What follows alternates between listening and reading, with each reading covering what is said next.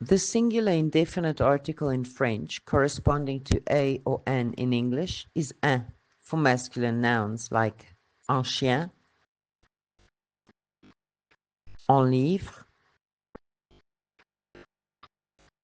un hôtel, un jardin.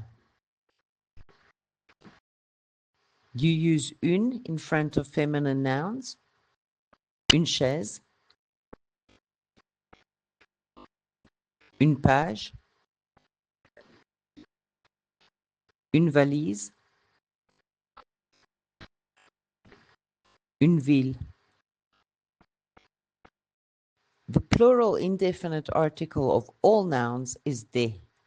Most French nouns are made plural by adding s to the singular.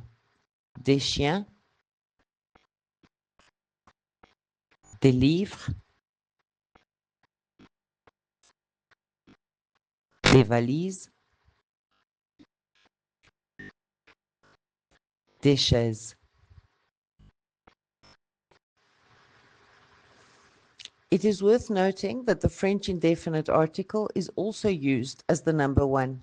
It is also the only number that changes. Contact us for more information.